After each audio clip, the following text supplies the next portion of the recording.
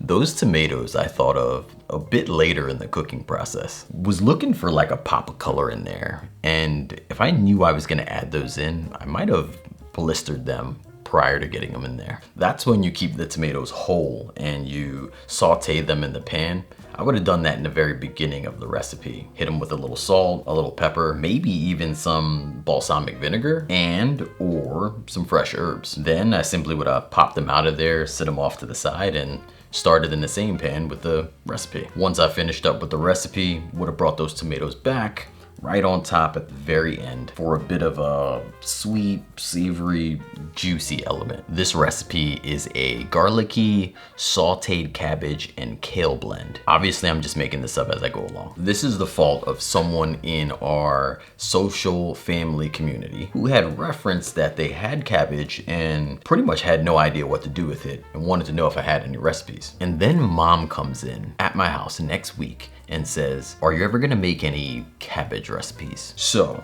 either I'm being trolled, someone's colluding, or is it a coincidence? When it comes to mom, I'm gonna go with being trolled. And side note, actually, I always have side notes. I think honestly right now, this whole thing has been a side note. And I never really say the word side note before starting a side note. So let's just forget I said side note and know that we're entering a section of side note stuff. I wanted to say thank you. You guys have helped me so much that I'm able to help support my mom. And that is just beautiful, and I'm so appreciative of it. I love you, so, you know.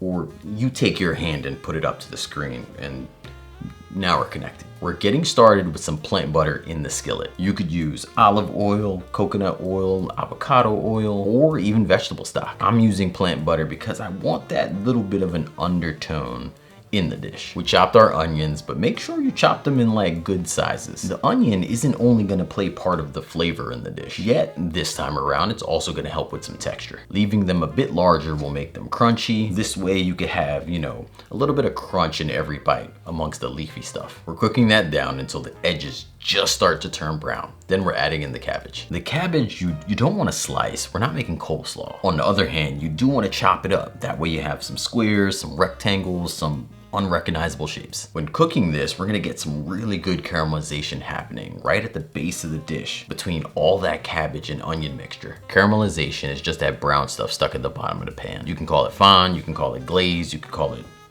brown stuff. We're gonna add to that caramelization with our kale, with our chickpeas, with our garlic. There's almost no dry spices in this dish. I mean, salt and pepper, but I don't even think you can consider them dry spices. They're more like subjective and or mandatory applications. So every bit of flavor here is going to count. When ready, add in your sauce for that official or finalized flavor, which also doubles as a deglazer to help us scrape the bottom of the pan to remove all that brown stuff. I told you can call it brown stuff.